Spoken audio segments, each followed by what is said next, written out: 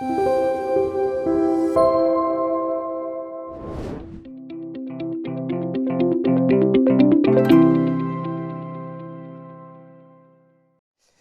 여러분, 우리가 지난 시간에는 기독교의 뼈대를 좀 다뤄왔죠. 하나님이 원래 세상을 창조하실 때의 모습과 계획을 살펴보았어요. 하나님의 창조 계획 속의 세상은 인간과 또 나 자신이 이웃과 세상과 자연과 무조건적인 주시는 하나님의 사랑을 중심으로 너무나 아름답고 빛나게 창조하셨습니다. 그런데 우리가 살고 있는 이 현실적인 세상은 깨지고 상처난 너무나 아픈 곳으로 변해져 있습니다. 왜 이렇게 되었을까요? 왜 세상은 원래의 그 아름다운 모습을 잃어버리게 되었을까요? 오늘은 바로 이 깨지고 상한 세상, 이 이유가 무엇인가 함께 여러분과 함께 생각해 보려고 합니다. 왜 세상이 이렇게 원래 모습을 잃어버리고 망가졌을까요? 성경은 이것을 어떻게 해답을 주는가? 바로 죄라는 그러한 의미를 통하여서 이 문제를 풀어내고 있습니다. 성경이 설명하는 깨진 세상의 원인을 죄로 보고 있다는 것이죠. 자, 여러분들은 죄를 어떻게 생각하십니까? 죄하면 떠오르는 이미지가 어떤 것입니까? 양심에 끄리끼는 일을 하는 것, 죄책감이 들지요. 또 여러분들 남에게 아주 심각한 해를 끼치는 것, 이것이 발각이 되어지면 우리는 죄를 묻게 되어지고 거기에 대한 마땅한 대가를 치러야만 합니다. 또 더 위험한 것은 분명히 법으로 정해놓은 기준과 규범을 어겨버리게 될 때에 우리는 또 심각한 대가를 지불해야만 합니다. 이렇게 세상 사람들이 생각하는 죄는 양심에 끄리끼든지 법을 어기든지 할 때 우리는 죄를 지었다라고 생각합니다. 근데 성경은 이것보다 조금 더 근원적이고 근본적인 그러한 기준에서 죄를 설명하고 있습니다. 만약 여러분들 세상 사람들이 생각하는 죄에 대한 기준으로 본다면 대부분 사람들은 나는 죄인이 아닐 것이라고 생각할 거예요. 나는 양심에 끄리끼는 일을 그렇게 많이 한 적도 없고 또 법을 어긴 적이 세상 살아가면서 별로 없기 때문입니다. 그런데 성경이 가르치는 죄의 개념을 자세히 한번 들어보면요. 나도 죄인일 수 있겠구나라고 생각할 수 있습니다. 자, 성경은 죄를 어떻게 설명할까요? 영어로 죄를 sin, sin이라고 죄를 이렇게 단어로 설명하고 있습니다. sin이라는 것은 sin, 중간에 i라는 단어가 있죠. 이것을 I-centeredness, 내가 중심에 서는 것. 이게 성경의 죄의 개념입니다. 자, 하나님이 인생의 세상의 창조주이시고 중심에 계신 분인데 그 하나님을 밀어내고 내가 중심에 서는 것이 죄라는 것이죠. 인생은 자기가 주인으로 사는 것 아니에요? 자신이 중심에 서서 사는 것 아니에요? 그게 죄라면 모든 사람이 죄인이잖아요. 예, 그렇습니다. 여러분들 잠잠히 한번 생각해 보면요. 내가 주인 되는 것이 왜 죄인가? 진짜 주인이 있는데 내가 주인 행세를 한다면 그것이 죄가 될 수 있는 것이죠. 우리가 받은 모든 것은 내 것이 아니라 하나님이 부여하신 것입니다. 하나님이 우리에게 생명도 주셨고 하나님이 우리에게 쓸 것을 주셨다고 성경은 가르치고 있습니다. 왜냐하면 그분이 창조주로 모든 것을 만드셨기 때문입니다. 우리는 그분이 창조하시고 만드시고 공급하시는 세상을 누리고 있는 존재입니다. 주인이 주신 것을 누리는 존재라는 것이죠. 그런데 우리가 이 하나님의 주인됨을 밀어내버리고 내가 주인이냐라고 하는 것을 성경이 죄라고 이야기한다라는 거예요. 주인 아닌데 주인 행세를 하는 것. 여러분들 주인 아닌데 주인 행세를 하는 것, 이것이 죄이고요. 또 하나님 편에서 죄를 조금 더 설명해 보면요. 가장 심각한 죄는 인격적인 무시입니다. 모욕입니다. 여러분들 인간관계에서 가장 힘들고 어려울 때 또 기분 나쁠 때가 언제입니까? 사람들이 나를 무시할 때, 투명인간 취급할 때, 없는 존재처럼 그렇게 여기게 될 때에 우리는 굉장히 분노를 느끼게 됩니다. 그런데 여러분들 죄는 뭐냐 그러면요. 창조주이고 있는 존재인 하나님을 투명인간처럼 없는 존재처럼 무시하는 것. 이것이 바로 성경이 말하는 죄라는 것입니다. 여러분들, 부모에게 저지를 수 있는 가장 큰 불효가 무엇이라고 생각합니까? 부모의 기대를 저버리는 것. 부모님이 그렇게 희생하고 돌봐주셨는데 원하는 성적이 안 나와서 원하는 대학에 들어가지 못한 것. 그것도 부모에게 불효가 될 수 있겠죠. 또 때로는 사이좋게 지내라고 하는데 형제지간에 다툼과 싸움박질을 하는 것. 예, 그것도 불효가 될 수 있습니다. 그런데 이러한 우리가 행동으로 하는 불효보다도 훨씬 더 심각한 불효가 있습니다. 그것은 부모님의 존재 자체를 인정하지 않는 것입니다. 당신이 뭔데 내 인생에 참관해? 당신이 내게 뭘 해줬다고 이래라 저래라고 간섭하는 거야. 아마 여러분들이 부모님의 눈을 똑바로 쳐다보면서 부모를 향하여서 이런 말을 하게 되면요, 여러분들이 공부를 못하거나 가끔 친구들과 싸움박질하고 돌아와서 마음 아프게 하는 것, 그것과 비교가 되지 않는 큰 상처를 부모님에게 안겨다 줄 것입니다. 그렇습니다. 사랑하는 관계에서 그 사람을 무시하고 모욕하는 것보다 큰 상처를 주는 것은 없는 것입니다. 여러분들, 인간이 무시당할 때 분노를 느끼죠. 그것은 바로 하나님이 인격적인 존재이고 무시당할 때 분노하시는 것을 우리가 닮았기 때문입니다.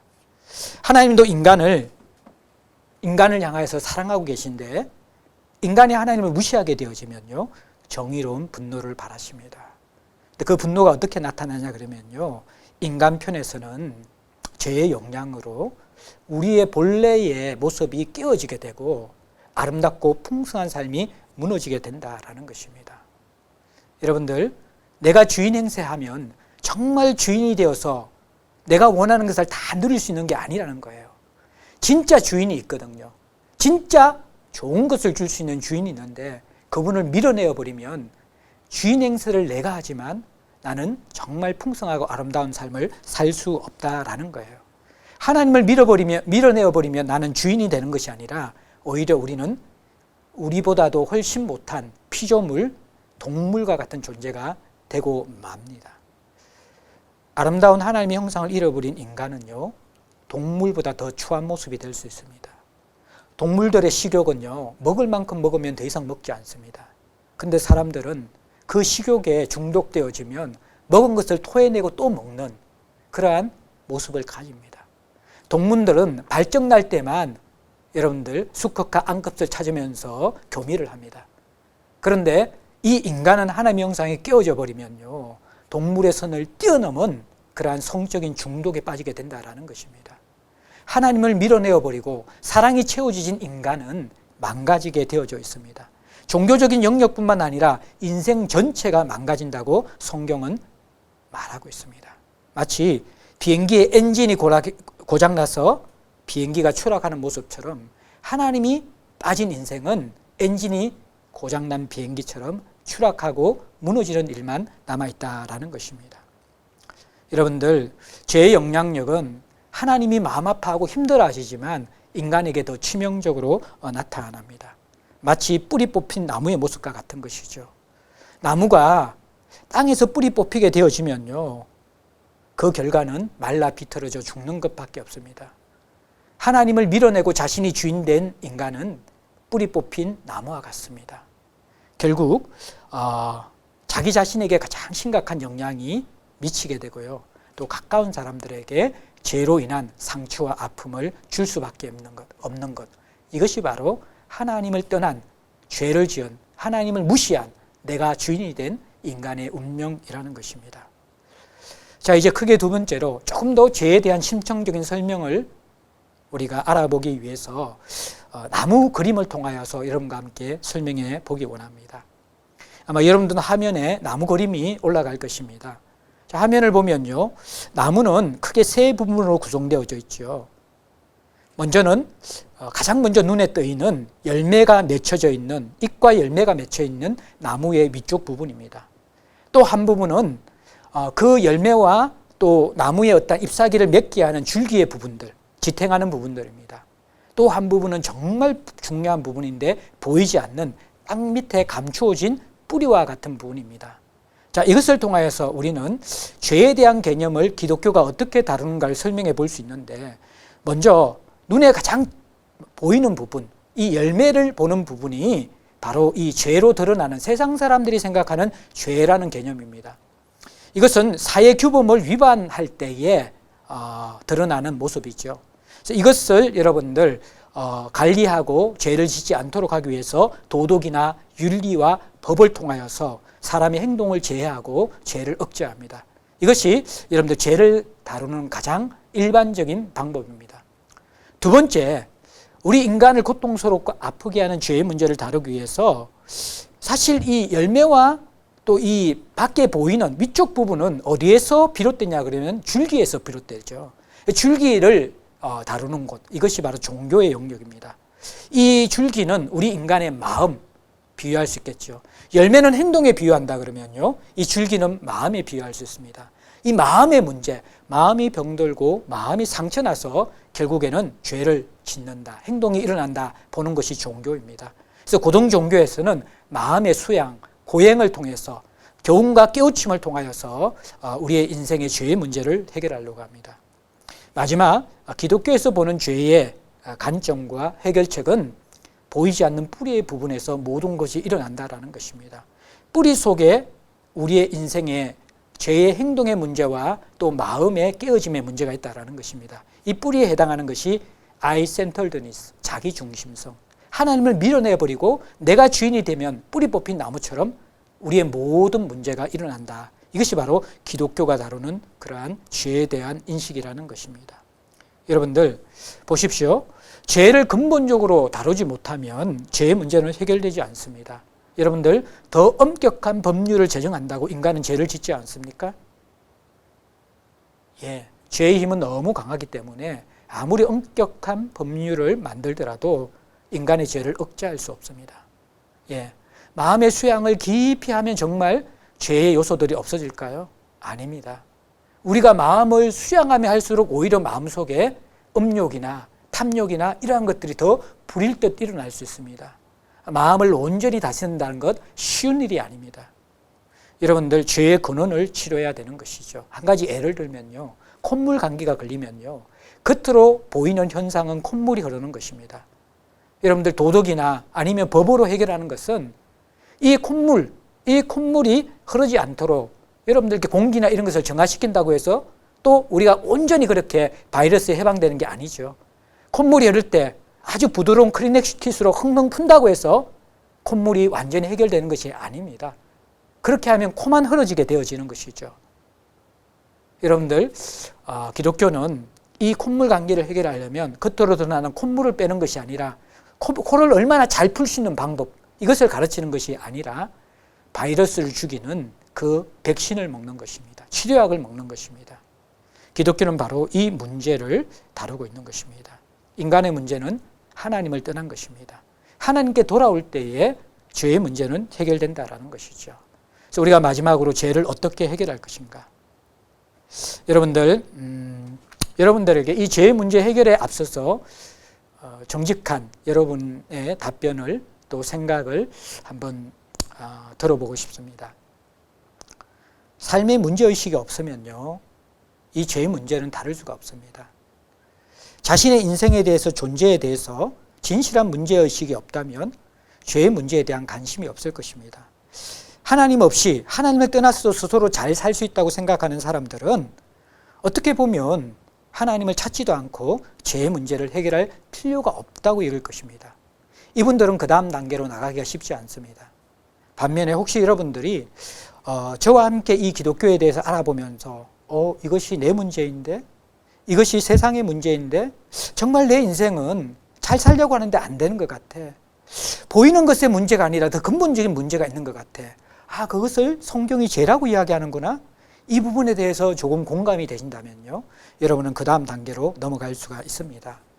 여러분들, 이 부분에 한 가지 여러분들에게 예화를 통하여서 한번 이 부분을 생각해 보도록 권유하고 싶습니다.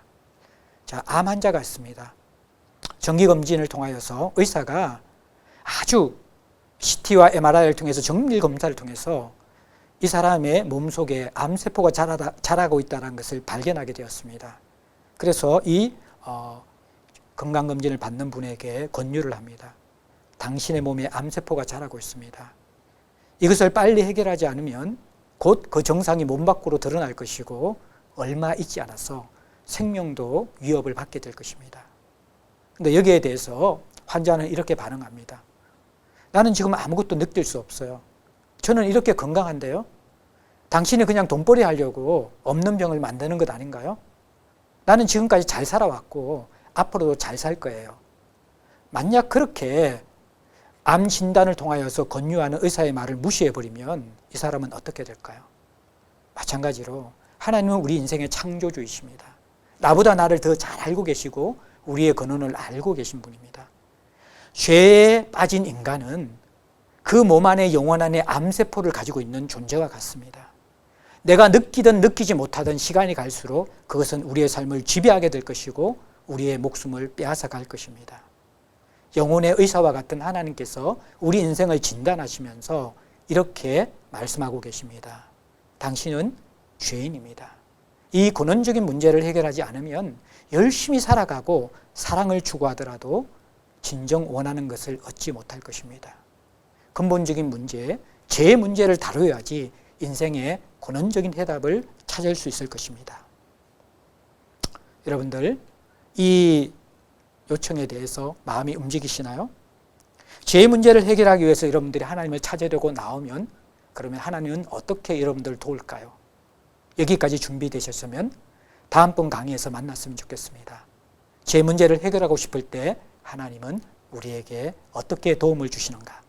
다음 시간을 통해서 알아보기 원합니다. 여러분들 감사합니다.